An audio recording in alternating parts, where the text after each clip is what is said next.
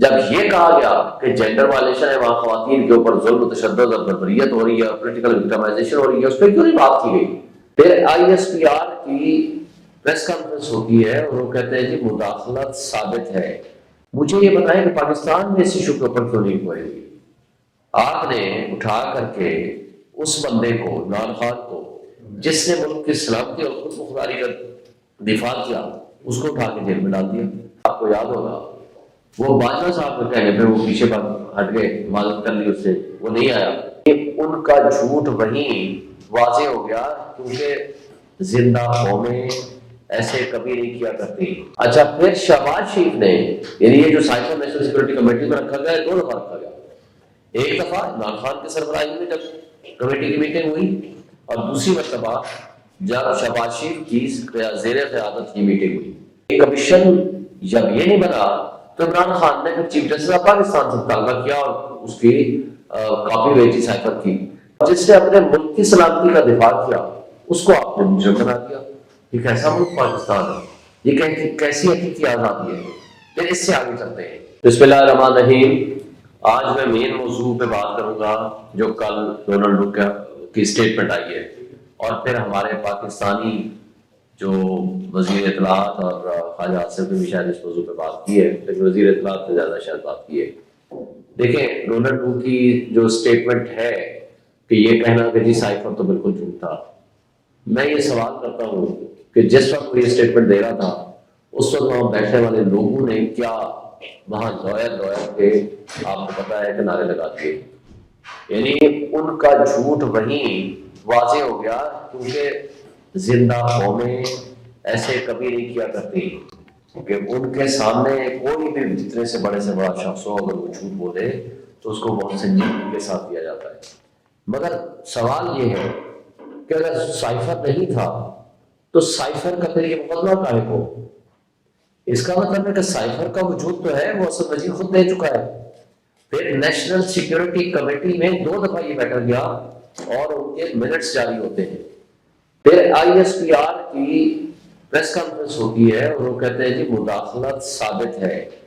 مداخلت کیا ہوتی ہے؟ Interference into the foreign affairs یا سوورنٹی آف پاکستان، ملک کی سلامتی اور خود مختاری کے اندر انٹرفیئرنس ہے کہ اگر آپ کسی بھی حوالے سے انٹرفیئر کریں تو جب مداخلت ہے اس کی لینگویج تو آج بھی موجود ہے۔ دیکھیں، زندہ قومیں جو ہوتی ہیں، جو اپنے حقوق کے بارے میں تحفظ رکھتی ہے، وہ ان کی انکوائری کیا کرتی ہیں۔ آج بھی امریکہ میں بہرحال اس ایشو کے اوپر انکوائری ہو رہی ہے اور ان کو طلب کیا گیا ہے۔ مجھے یہ بتائیں کہ پاکستان میں اس ایشو کے اوپر کیوں نہیں انکوائری ہوئی؟ آپ نے اٹھا کر کے اس بندے کو، عمران خان کو، جس نے ملک کی سلامتی اور خود مختاری کا دفاع کیا، اس کو اٹھا کے جیل میں ڈال دیا۔ جبکہ جس نے آ کر کہا بیگرز آر ناٹ چوزرز، یہ شہباز شریف کے الفاظ تھے، اور خواجہ آصف جو اس وقت ڈیفنس منسٹر ہے، اس وقت بھی شاید ڈیفنس منسٹر تھا، اس کے الفاظ تھے کہ امریکہ ہمارا وینٹیلیٹر ہے۔ تو مجھے بتا دیں کہ جس نے ملک کی سلامتی اور خود مختاری کا سودا کیا، اس کو اٹھا کر کے آپ نے اقتدار سونپ دیا، اور جس نے اپنے ملک کی سلامتی کا دفاع کیا، اس کو آپ نے مجرم بنا دیا۔ یہ کیسا ملک پاکستان ہے؟ یہ کیسی حقیقی آزادی ہے؟ پھر اس سے آگے چلتے ہیں۔ جب عمران خان نے جنرل ریٹائرڈ طارق کی سربراہی میں ایک کمیشن بنایا تھا، آپ کو یاد ہوگا، وہ باجوہ صاحب کے کہنے پہ وہ پیچھے ہٹ گئے، معذرت کر لی اس سے، وہ نہیں آیا۔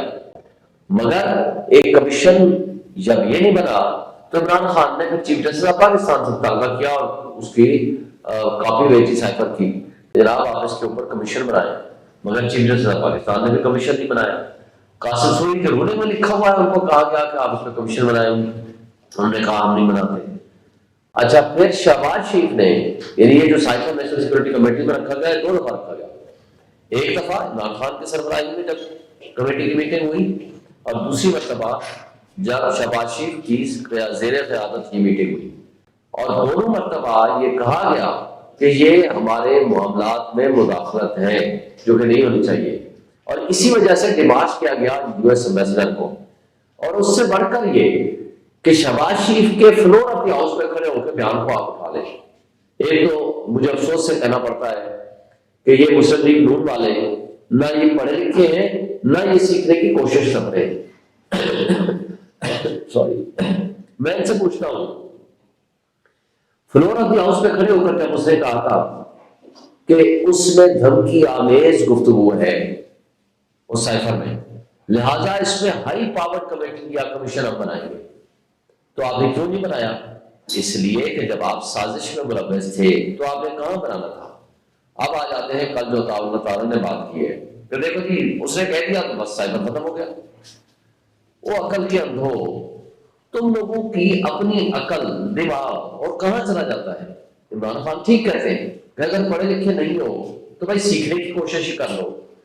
وہ سائفر آج بھی موجود ہے، اس سائفر کے اوپر آج بھی انکوائری کرا لو، سچ آپ کے سامنے آ جائے گا کہ کون کردار اس میں ملوث تھے اور اس کی لینگویج کیا ہے، اس کے کنٹیکسٹ کیا ہے.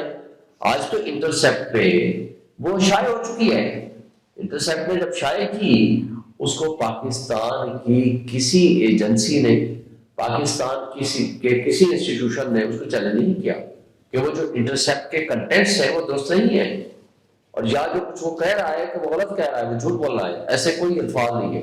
اور اگر ایسا نہیں ہے تو تم آ جاؤ جا کر کے اس کے خلاف مقدمہ کر لو، جا کر امریکہ میں یا یو ایس اے میں یا جہاں جہاں اس کی سرکولیشن ہوئی ہے، کہو جی سے جو کچھ کہا ہے وہ غلط کہا ہے. اور اس نے پھر جو سورس اپنا بتایا ہے وہ بھی بڑا امپورٹنٹ ہے. اس سورس کے متعلق بھی آپ جا کر تحقیقات کرا لو کہ کس نے نہیں کیا. تو لہٰذا سائفر کا وجود آج بھی باقی ہے. لیکن جو وہ وزیر اطلاعات صاحب فرما رہے تھے، اس ایک موضوع کے علاوہ پورا میڈیا، ہمارا الیکٹرانک میڈیا اس کے بارے میں خاموش ہے. جب کہا گیا کہ جناب الیکشن دھاندلی زدہ ہے، الیکشن میں ہیر پھیر کی گئی، تو اس کے اوپر کیوں نہیں بات کرتے؟ جب یہ کہا گیا کہ جینڈر وائلیشن ہے، وہاں خواتین کے اوپر ظلم و تشدد اور بربریت ہو رہی ہے، پولیٹیکل وکٹمائزیشن ہو رہی ہے، اس پہ کیوں نہیں بات کی گئی؟